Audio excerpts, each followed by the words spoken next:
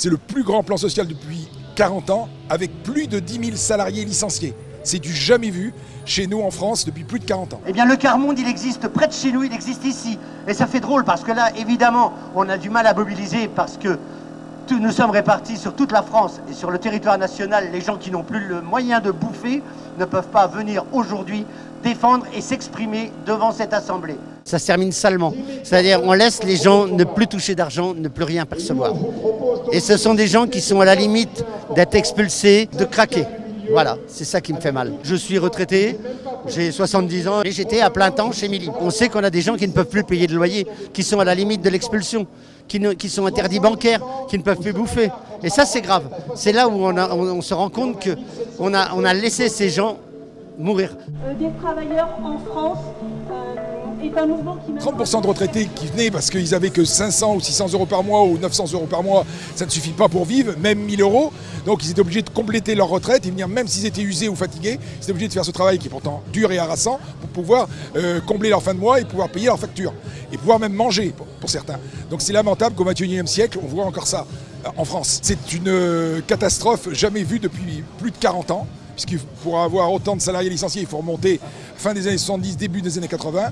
C'est une casse sociale du jamais vu et personne ne s'en inquiète. Les médias nationaux n'en parlent pas un mot. Ce scandale social, c'est 10 000 salariés de Mili laissés depuis plus de 3 mois sans rien. Mais quand on dit sans rien, c'est vraiment sans rien. Pas de salaire parce que les AGS n'ont pas assez de personnel et ont besoin de 3, 4, 5, 6 mois pour pouvoir garantir le maintien des salaires comme ça doit être fait. Pas d'allocation chômage puisque vous n'êtes pas encore au chômage. Pas de RSA puisque vous n'y êtes pas. Donc sans rien du tout. En fait, c'est un peu la double peine, j'ai l'impression. Ils sont en train de se battre pour être licenciés correctement. On en est là aujourd'hui ? On en est là.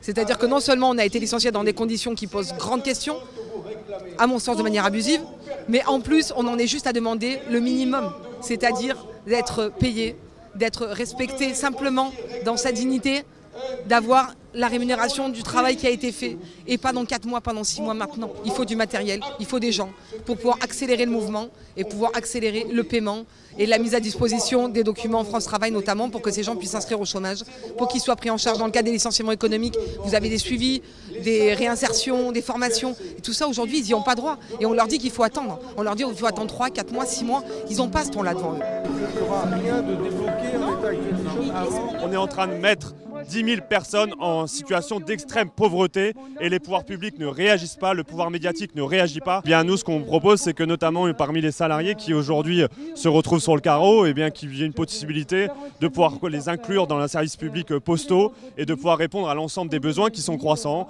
notamment en termes de livraison de matériel électoral. On l'a vu, la besoin est nécessaire démocratique en la matière, mais aussi de livraison de colis, de médicaments, etc. Les services postaux sont indispensables aujourd'hui pour répondre à notre société. Malheureusement, on manque d'agents. Eh bien, on a aujourd'hui des salariés qui sont sur le carreau, qui savent ce que c'est que la livraison et qui pourraient répondre en partie à ces besoins. Font partie de ces gens invisibles et il y en a beaucoup. On a parlé des gens qui sont dans les éboueurs, les égoutiers, les personnels de soins.